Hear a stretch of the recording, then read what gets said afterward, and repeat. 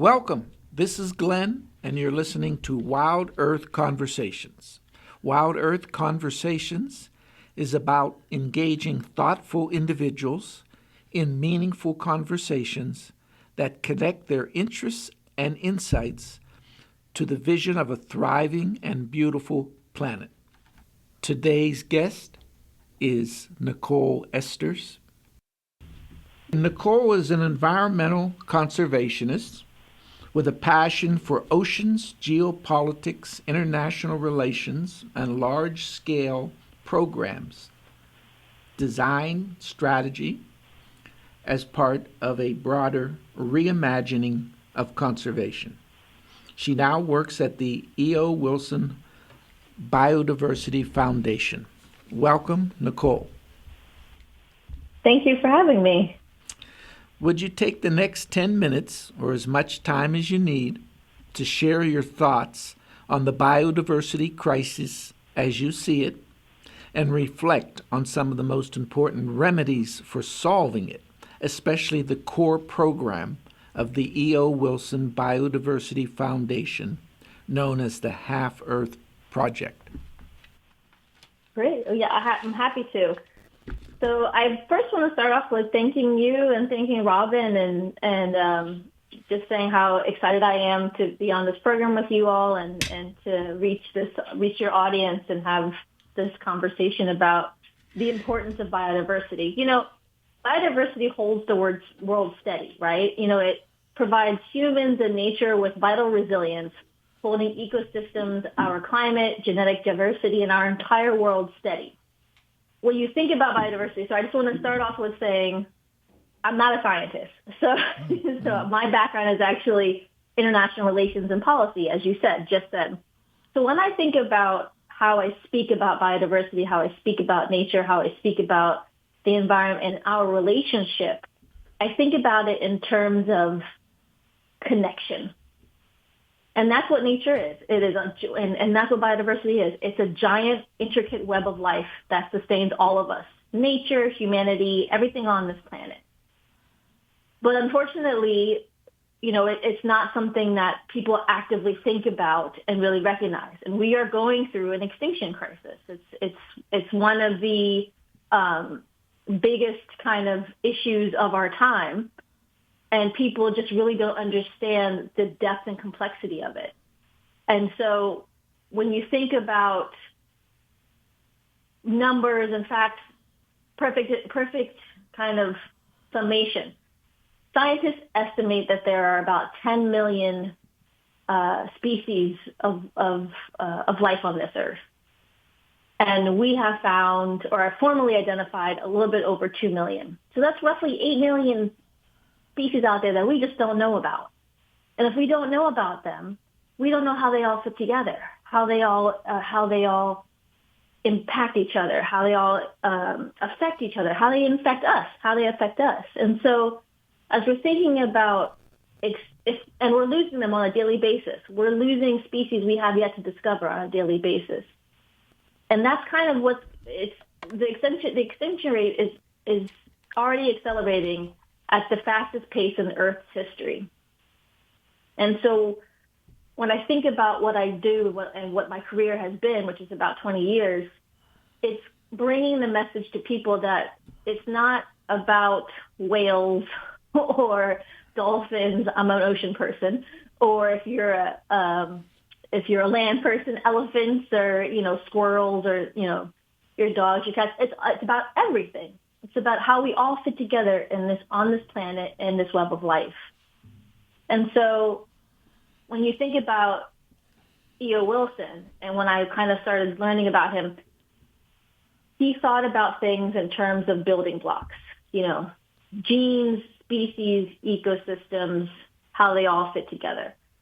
And he's famous for, you know, being an entomologist, an ant guy. But he was also equally famous for saying every species is equally important. His life's work centered around uplifting the science that supports that discovery of life on this planet. And so I want to get one of his quotes because it's one of my favorite quotes. Each species is a masterpiece, a creation assembled with extreme care and genius. And so he advocated for knowing all life on Earth. And the theory behind it, at least from a conservation standpoint, was how can you really make an intelligent, informed, strategic, if you want to be cynical, decision about managing nature, about, business, about whatever you do, if you don't know what's out there, right? Yeah. You do the same thing as a doctor, right? You got to make sure you do all these tests before you make a diagnosis on somebody's sickness. It's the same situation. How can you make a decision on if you want to protect or manage or how much water you take out of something, or to protect that section of trees, or to set these regulations if you don't know what is being impacted? Mm-hmm. And so that is what he advocated for. He advocated for you identify life on this planet, mm-hmm. and you continue to find ways to find that information, to share that information, to get that information out there in a free and open access way. And so that is what the Half Earth Project or Half Earth kind of goal is. Mm-hmm. He wanted us to shift to that bigger, large scale planetary vision and scale. It's important to know what's in your backyard, absolutely, right? But it's also important to realize that I'm here in the Bay Area of California. My family is on the East Coast in Maryland. I have friends in Fiji and in Cambodia and Japan and South Africa, and they're all connected. We're all connected in the places and the spaces that we are, and that we live, and that we go and visit, and that we have relationships with. And so if you think about the Half Earth vision, the Half Earth vision was really a moonshot idea. Mm-hmm. And it's kind of we need to protect half of the Earth, land and waters, to save the bulk of biodiversity. And that's around 82%-ish, mm-hmm. give or take. And there's a mathematical theory behind it. I'm not a mathematician. Mm-hmm. It's an interesting looking curve. Mm-hmm. Yeah. But it didn't come out of nowhere, right? And it was, mm-hmm. These little kind of to date at the time, it was like, oh, well, we'll protect 5% here and 2% there and 0.5% there. And E.O. Wilson was like, no, if you want to make mm-hmm. an impact, you got to go big. You got to go big or go home, because it's all going to be lost. Mm-hmm. So it's got to be 50%. Now, he knew that's not really going to happen. Mm-hmm. the man was a scientist, but he's not an idiot. He wasn't mm-hmm. an idiot. So he was really focusing on shifting our mindset as a global community to a bigger scale. And at the time, there was a lot of discussions about increasing at the UN level these calls and commitments for increasing, each nation commits to protecting X amount of its lands, of its waters, and you'd sign, you commit during one of the environmental agreements. Mm-hmm.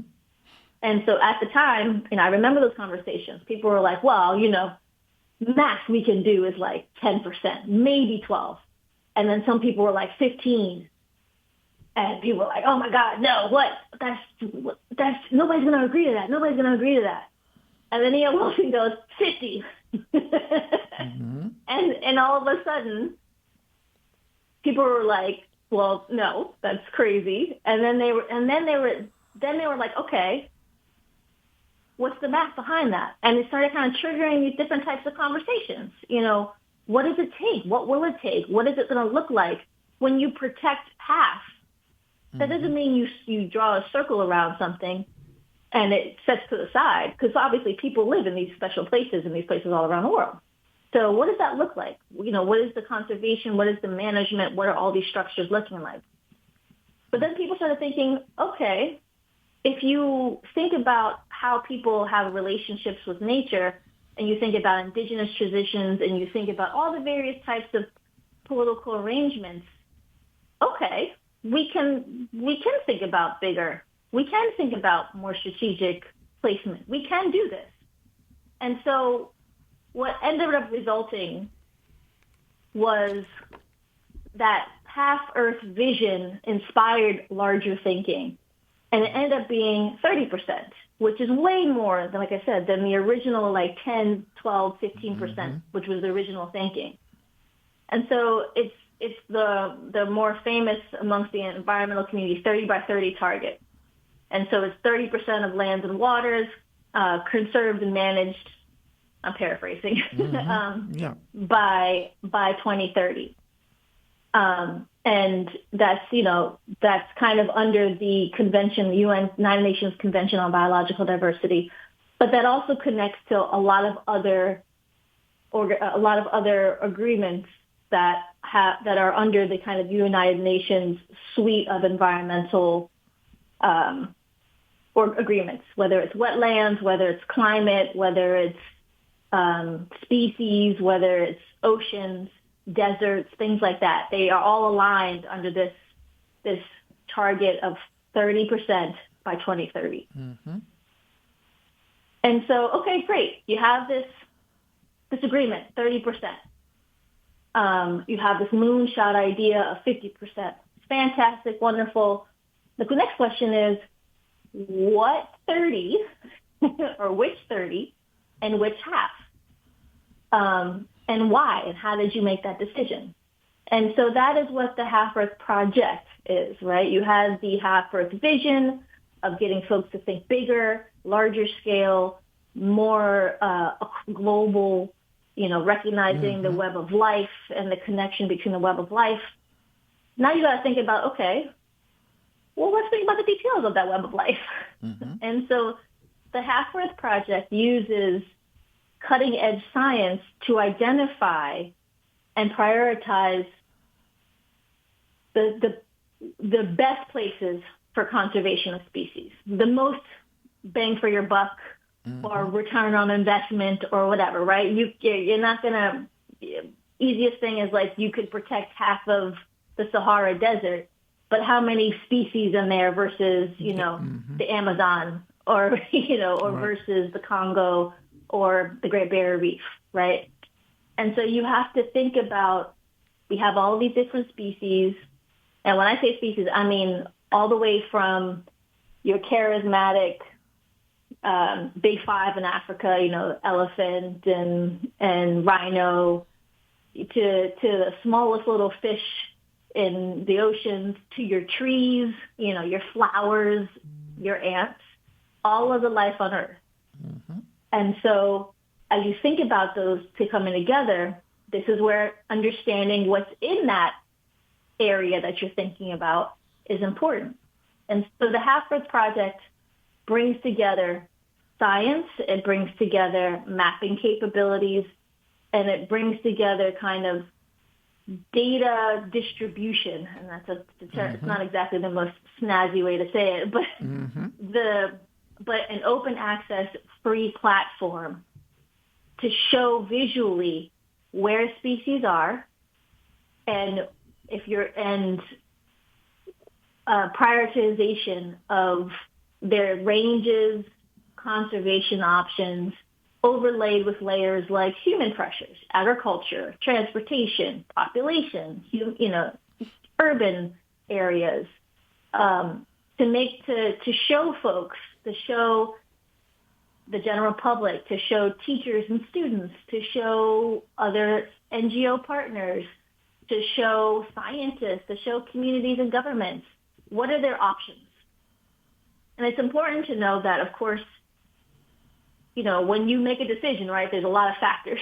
When somebody's making a decision around nature, there is economics, there is legal stuff, there is traditional and cultural aspects. And so, but our project, the Half-Earth Project, focuses on the Half-Earth vision, which really focuses on getting the biodiversity and the species information correct. That as you're going into this decision-making process, whatever it is, you have solid, clear, reliable information on species, on where life is, to make that decision. And so one of my favorite things about the Half Earth Project and the vision and the organization, the E.O. Wilson Biodiversity Foundation, is that it looks at what's going on now. So we're going to continue mapping stuff. We're going to be continuing pulling together species information. We're going to be working with scientists all around the world to double check. I'm not a scientist, but even if I was, I'm not going to know the details of reptiles in Nepal, right? Versus a local Nepalese scientist. So partnering with those organizations, partnering with those scientists, with those institutions to bring all that information together. So we're talking about now, but we're also thinking about the future. So we're going to provide that information now. We're going to think about the trends and what we can do for 30 by 30, for example. But we're also thinking about who is going to be taking up that mantle later, right? And so that's where our education and our communications work comes into play. And so I have colleagues in our education program that go around the country, and for the first time last year, took it internationally, and they have like these design challenge exercises where they say, okay, you have all this information. West Virginia, they were in West Virginia right before 4th of July, and they're working with students, and they said, okay, students, I gave you all this information from the Half Earth Project to design a reserve. Oh, and by the way, you have farms that you have to take account for, and roads and businesses and population. You have to go through this exercise so that people understand from a young age what this will look like. And so as you think about, and this goes, my education colleagues work with students from elementary through high school. And so, the work of the E.O. Wilson Biodiversity Foundation through the Half Earth Project and through the kind of that larger Half Earth vision is looking at what's needed now, the science and the tools, and what's needed in the future, to influence and change minds and make this planet a better place for everyone on it, for all species, for all life. And really just honor and recognize and celebrate that we are part of a larger thing. Okay. Well, thank you very much for that very clear opening statement. And there's going to be some redundancy on the questions because the questions are written beforehand, but some of these things are important enough so that if you have to repeat some of the things that you just said, I think that'll be fine.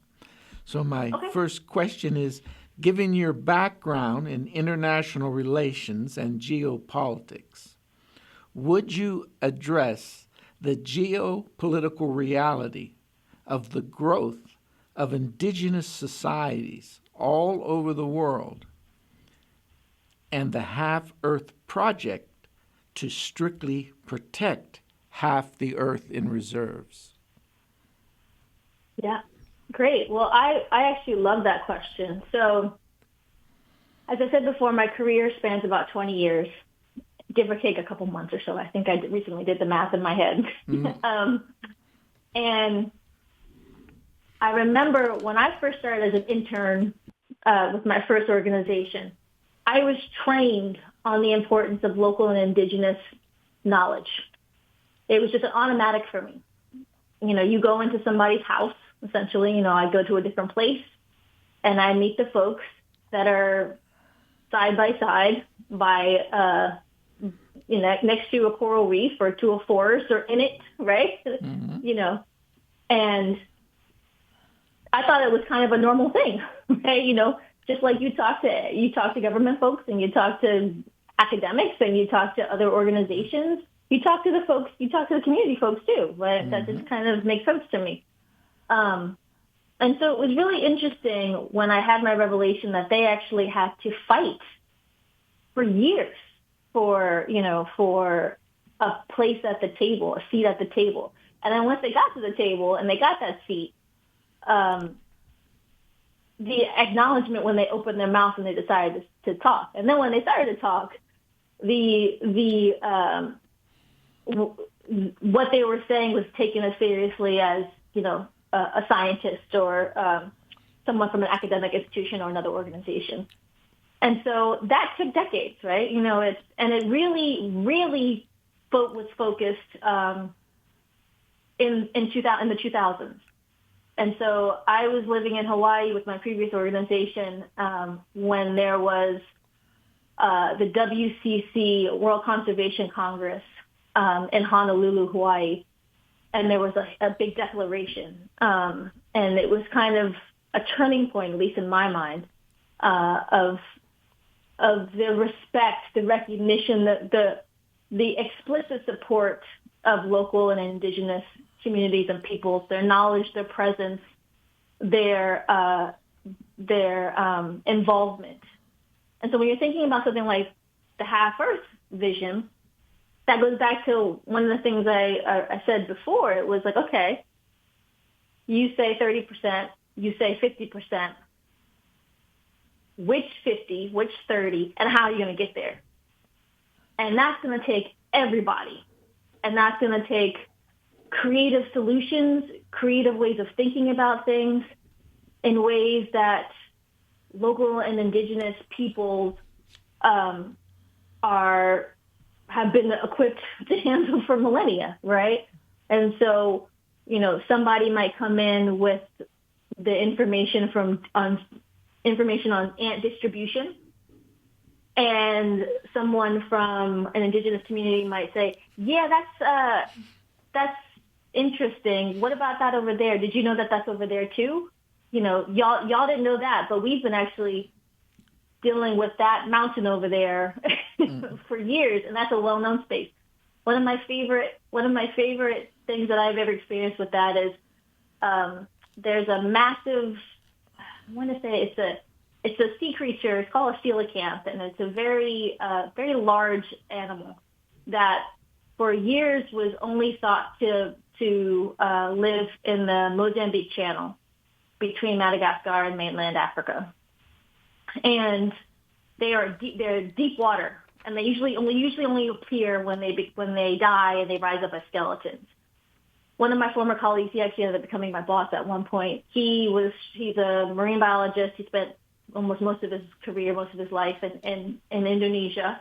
He was strolling through a market in Sulawesi, in the Manado area, and they had coelacanths.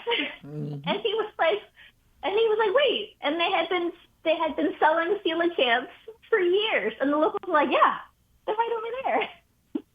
Mm-hmm. And so, the level of knowledge, the level of the type of knowledge, the diversity of knowledge, the diversity of what needs to be done, what happens, how nature moves, how this planet operates, is critical to achieving Half-Earth, to achieving any success in making sure that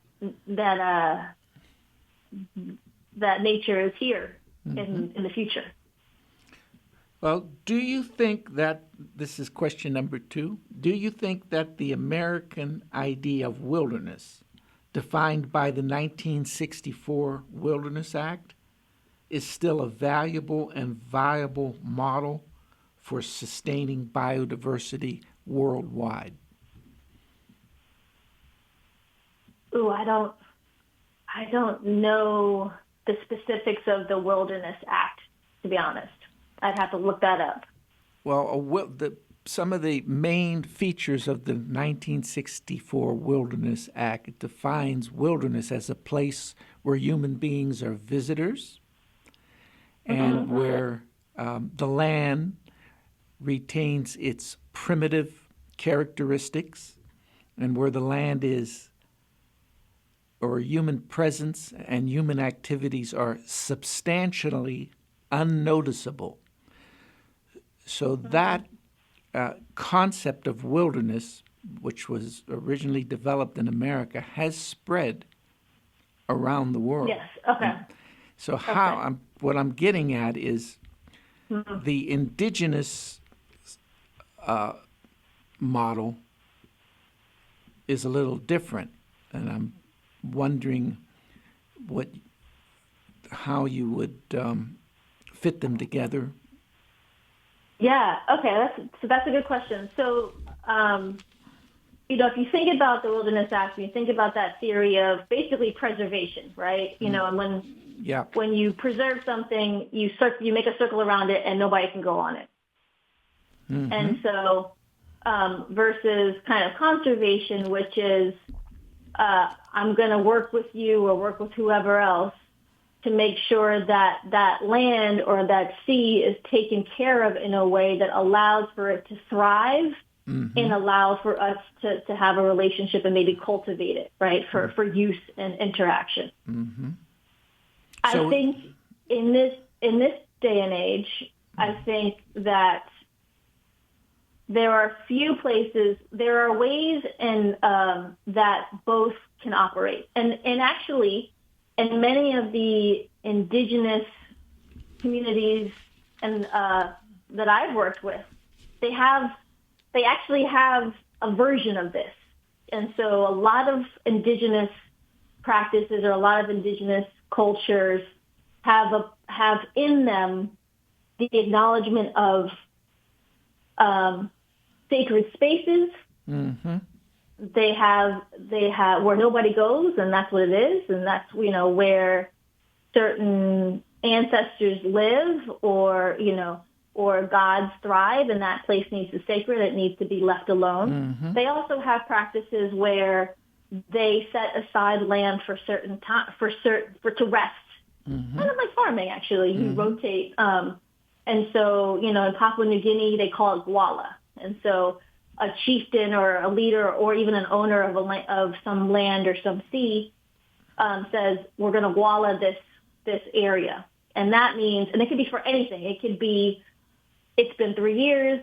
It needs to rest. It's somebody just had a baby. Gwala for somebody passed away, a celebration or something, and so they set aside that land or that space for a certain amount of time. Mm-hmm. Mm-hmm. And so I think there's a way, and I think there are versions mm-hmm. of kind of what is, I guess, the theory behind the Wilderness mm-hmm. Act right. being practiced in indigenous communities around the world. Mm-hmm. What I also think is that it's not an either-or situation. Mm-hmm. And so as a kind of, and it never is with nature, mm-hmm. right? because it's so dynamic. You can't make a decision, and you can't have something that's from 1964 or from 1838, mm-hmm. or mm-hmm. from even 2006, mm-hmm. and still live by that, because mm-hmm. the world changes so much, mm-hmm. so quickly. If nothing else, because of population growth. Mm-hmm. And so technology changes. Mm-hmm. And so I think that there are ways to find a balance between the two. I think that there are, but key to that is being flexible and recognizing that there are other options and being willing to explore and trial those options, right? Because what might work in Cambodia may not work in mm-hmm. Colombia, right? Mm-hmm. Or in the UK may not work in Ghana, mm-hmm. For a variety of reasons. Well, let me get your response to this. I read years ago that, as a matter of fact, indigenous lands are usually about 50% wilderness. Now, it is certainly mm-hmm. not Western science that is responsible for this percentage of wild land being maintained on indigenous lands. Mm-hmm. I wonder if you agree with me that both healthy indigenous societies and modern science are both telling us that 50% wilderness and 50% human artifacts and human activities is ideal. That is the balance we need to strive for. Yeah, I mean, I don't know that on the indigenous side, but again, based off of my experience, the people that I've worked with, supported, and worked alongside have only used what they need, right? And it's always very intentional. So the vast land or sea has been majority left alone. And taken with attention, and taken with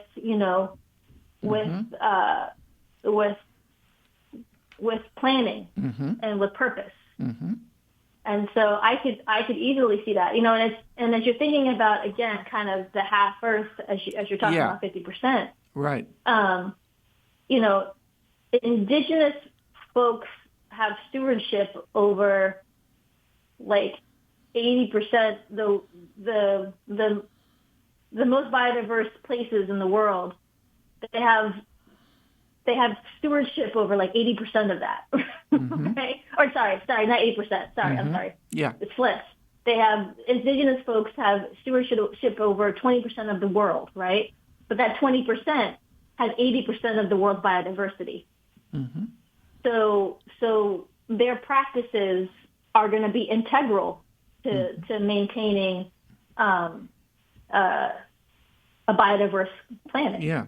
Right. And if they're practicing, if the two match up, then that's even better. Right. Right. I agree.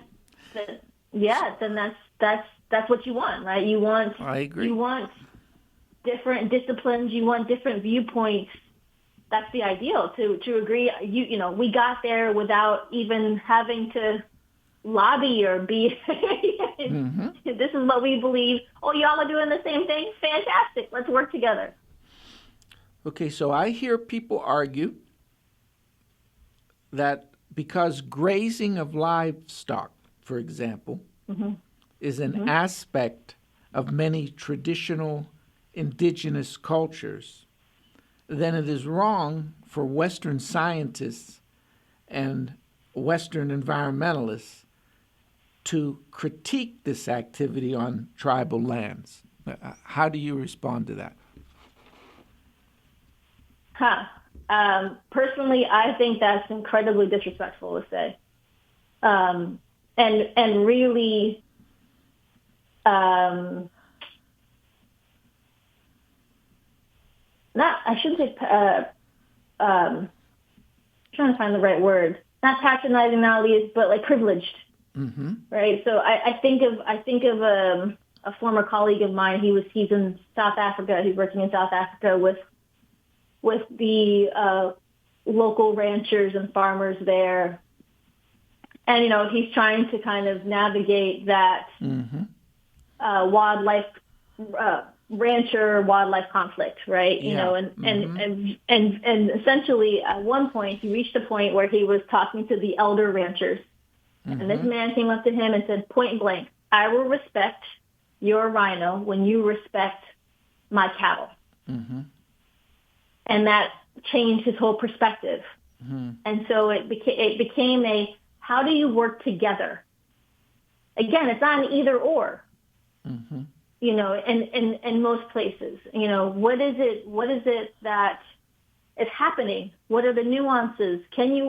People taking the time to have a relationship, to build relationships, to build understanding, instead of just blanket saying, this is how it should be done, does not show the type of, to me, does not show and represent the kind of relationship I want to have with folks that have a relationship with nature. Okay. If that makes sense. Oh, yeah. So you ended up working for the E.O. Wilson Biodiversity Foundation. So I assume that you love wildlife and wilderness. How far back? I do. How far? I can hear that. How far back in your life can you trace your first feelings of what Ed Wilson calls biophilia, or a love for wild nature? Oh, I can tell you exactly the day. It was, so I'm from Maryland. I'm from the D.C. metropolitan area, Washington, D.C. metropolitan area. And in kindergarten at the time, don't know if it's still the case, but they took all of the kindergartners to National Zoo. And I went to National Zoo, and my dad was a chaperone, I remember. And I saw a panda, and that was it. No. I was 4, I think. And that was it. That I wanted to be a veterinary, a vet. I wanted to be a zookeeper. I wanted to be something to do with animals and nature. I see. And then when I was 8, my family and I went to Orlando for family vacation, and it happened to coincide with when a report was due on, we had to write a report on an animal of our choosing. So I thought I was very smart, and I was like, okay, we'll go to SeaWorld, I'll see Shamu, and I'll write on orcas. Now, a lot of people have thoughts on SeaWorld and zoos and aquariums, and in myself as well. Don't get me wrong, I do. But I saw Shamu, I wrote a report on orcas, and that was it. I was 8 years old, and from when I was 4 all the way now, while it's changed, while it's evolved, I originally, after at 8, I wanted to be a marine biologist. I wanted to save whales. My family still talks about me saving whales. But I realized I couldn't be a scientist because I just can't do it. I wanted to be an oceanographer. So if I couldn't study the whales, I would study their home, their habitat. I wanted to be an oceanographer. And that evolved. And then I was like, okay, well, what about the forces that are influencing the whales or sea turtles or pandas or things like that? And so I have always, this was a chosen career of mine and a plan since I was 4. I see. And my kind of relationship in real life with nature, I went with my parents are both from New York. So I'm a bit of an anomaly in my family. It's not like they grew up going camping or hiking or anything like that. They're from the Bronx but I saw a panda at 4. I saw Shamu at 8. And I had a fantastic thing called a television set that had the Discovery Channel. Yes. and I could dream and see and plan my future. And my dad and I would go hiking every once in a while at a nearby mountain, Sugarloaf Mountain.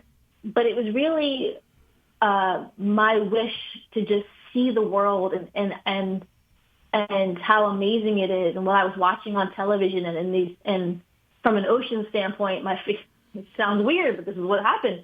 My favorite color is teal, and my favorite color is aqua and turquoise, and so that's oceans, and under the water is so colorful and beautiful, and so it's like, wow, I just want to be a part of that. I want to be in that. I want to be helping that. I want to make sure that that's still around and protected for the future. I think Ed Wilson mentions an old tree stump in the woods behind his house in Alabama as one of the sources of his fascination and love for biodiversity. Do you think that people who do not have these experiences and memories still possess biophilia? I think they do. I think that it's inherent in all of us. You know, we are part of this planet. We are part of that web of life, I think it's inherent in who we are as a species. I also think that there are so many different things pulling at us all the time, especially now, especially in these times, that it gets so noisy and that sometimes it can be hard to find and realize it for what it is. When I spent almost 10 years living in Hawaii, and as an ocean person, that was fantastic. I used to always go down to the beach to decompress and just stare at water. I could just stare at water for hours at a time. When I came here to Oakland, to the Bay Area, I was very restless. I would go and I hike in the mountains all the time and in the hills, and it's fantastic and beautiful.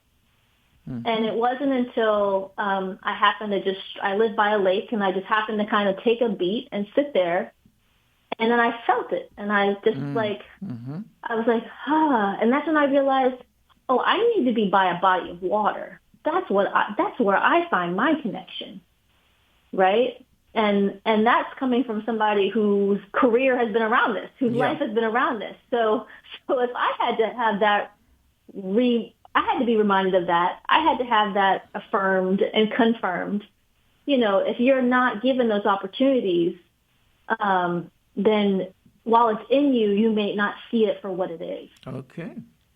So what I like best about the work of the Wilson Foundation is that it offers a big solution to the biodiversity crisis, or what is also known as the sixth extinction. My background is in philosophy, so that I am already inclined in this direction. But many people I meet, including environmentalists, think that the agenda of saving half the earth is, and I've heard these words a lot, unrealistic and impractical. How do you respond to this criticism? I'm sure you hear that a lot in your work. Yes. So I would respond that I thought the same thing. When I first heard it, I reduced it down to simply saving half, right? And I think what is important to realize is that when you say saving, it allows for a range of solutions. It allows for some preservation. It allows for some conservation. It allows for management, for use, for sustainability. It allows for a lot, right? And it's up to us. If you just reduce it to, you just want to set aside half the planet and then that's it, then yes, that's not realistic in many ways. It's not ethically realistic. It's not morally realistic. It's not from a justice and ethics, or not ethics, equality or equity standpoint.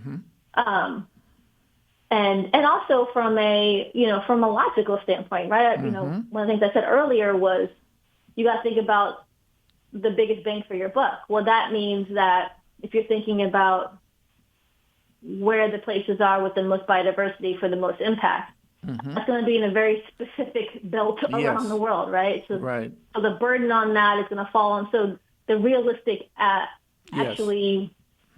that actually happening goes down. So, okay, so then what can be done? How does this work? What are the options? And that's what I tell people. Okay, if we keep that in mind, how do we get there? Come and talk to me about that. Let's think about things together. Let's not shut it down. You got to think about things together, because that's the only way we're going to make some kind of impact, some kind of change. Okay, thank you for that. It seems to me that people, especially children, need a vision of a beautiful and joyful world, teeming with wildlife and adventure. I think your organization is providing that vision. Tell us about how your vision of a wild earth is being received around the world, including in America. Yeah, so it's interesting because people connect in different ways, right? So I was just having this conversation yesterday with somebody. Somebody will connect. I'll take myself, for example, right? I walked into a zoo, I saw a panda, and that was it. I saw, and then several years later, I saw a killer whale, an orca, and I fell in love. And I planned my entire life based off of those two animals. So somebody sees something and they find an immediate connection. Some people see a bigger mission, right? Like the mission of the E.O. Wilson Biodiversity Foundation, reimagining how we care for our planet. So I believe in the mission. Some people are straight science, straight data. We need to protect half to achieve this. That's what I believe in. Some people are like, you know what? I read E.O. Wilson, or I've heard Glenn speaking before. I really like how he speaks about things. Let me follow him. Let me see what he's talking about. Let me do my research, right? Let me look into it. And they form those connections. And so it's really, and then, there are ways that I can't even think about, right? That I don't even know about yet. And so it's interesting to kind of create different ways that people can find themselves and see themselves in nature. E.O. Wilson, another kind of one of my favorites, he's like, I want you to go out in nature. I want you to have a relationship with nature. And that to me means your own relationship, your own connection. And so the work of the organization is creating different ways that people can find themselves through nature, in nature, that biophilia, feeling, philosophy, approach. Whether it's a teacher trying to connect with her students, whether there's students going through this design challenge that is unlike anything they've ever done before, and then being like, oh my gosh, that's really interesting, sparking an interest. Someone looking at a map. I went through a multi-year math nerd phase. It was terrible. My sister still makes fun of me about it to this day. I love maps. They're fantastic. Some people are like I said, we did a piece of one of my colleagues' programs did a piece on red panda conservation in Nepal.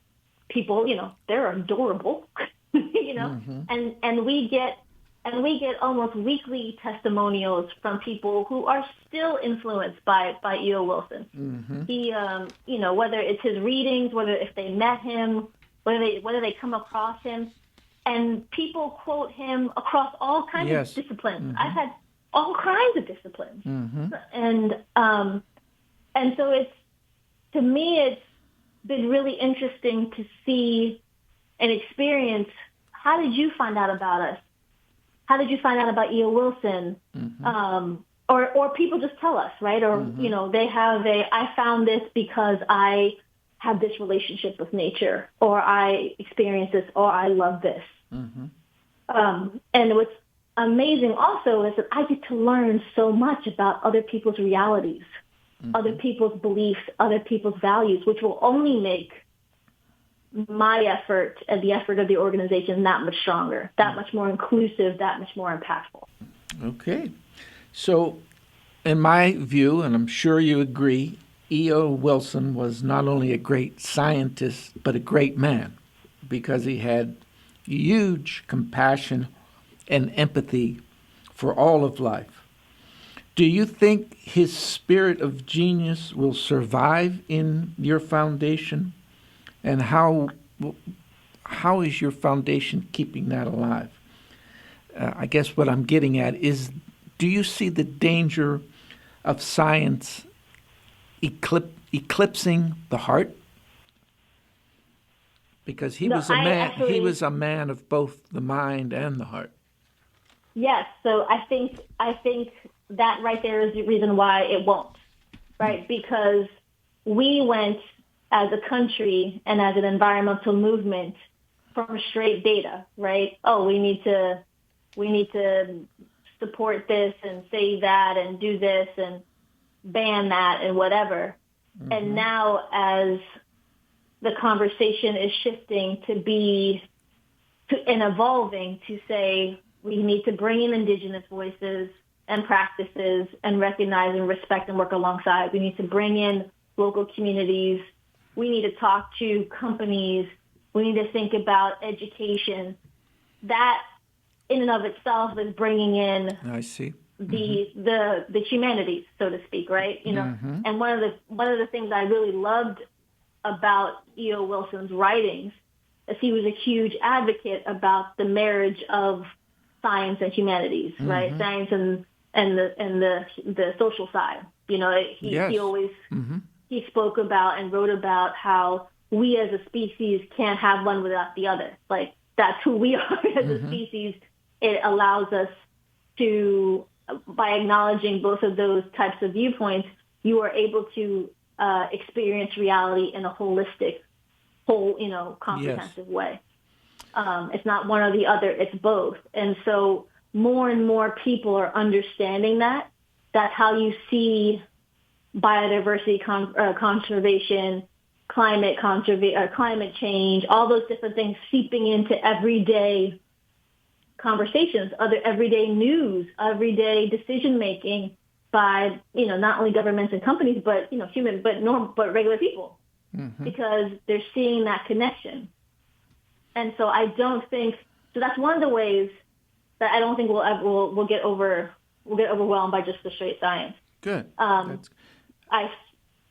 The organization is also working on, as we we evolve, right, to how we can support, how we can be partners and collaborators with whoever is interested. We also are thinking about how we can continue that legacy of bringing all parties together, bringing all viewpoints together, honoring, making sure we're rigorous in the science.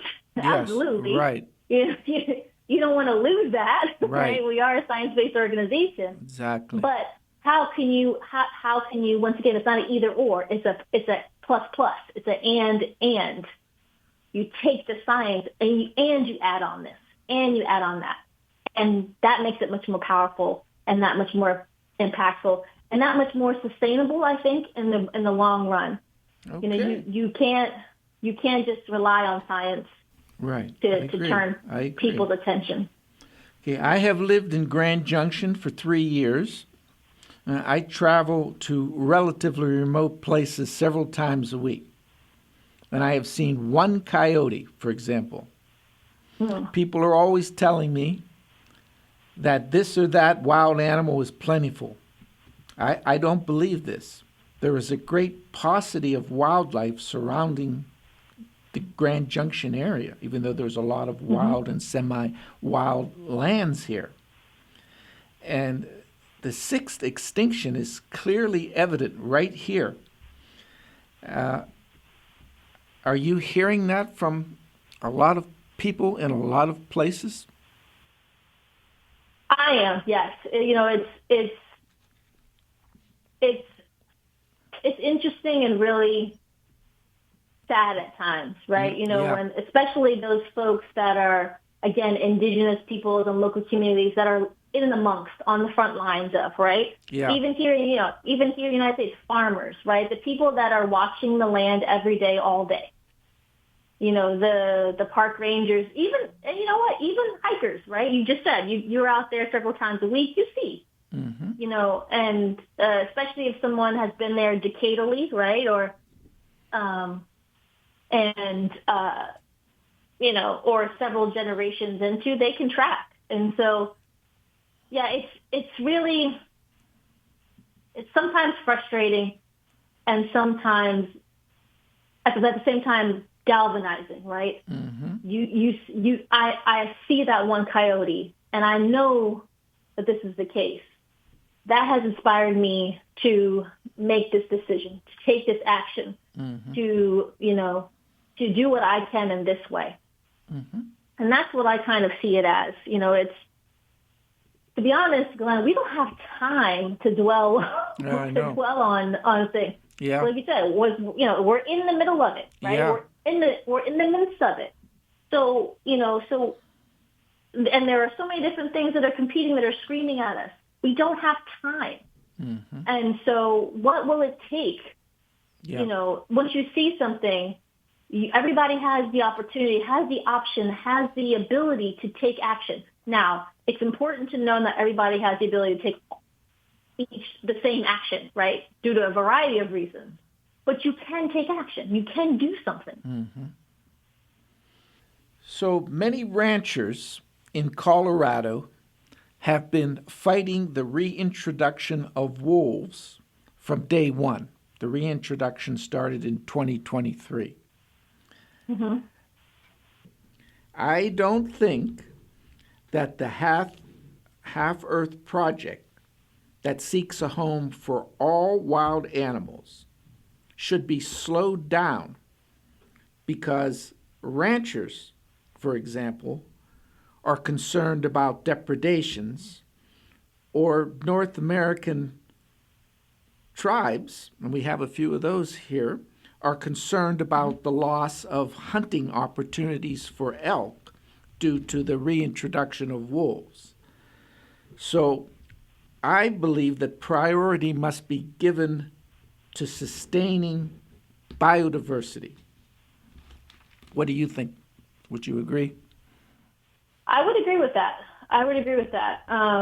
I will caveat by saying, I'm not completely familiar with the entire nuances and idiosyncrasies of that particular topic, but I do know that it's similar to things that are happening around the world with the reintroduction of competing or a predator to a system, or even a competing species, right? That was native. Yeah. And was removed for various reasons. And so there always is that discussion of, well, here are my priorities. Mine supersede this animal, this plant, this thing, right? Yeah. And it's the same thing with reforesting or returning and breaking down dams, right?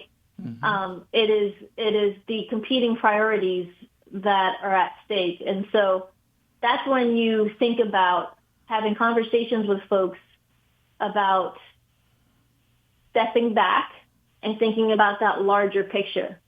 You say, half Earth and Yes. the half Earth vision, right? You have to step back and say, okay, what can be done? Let's work together.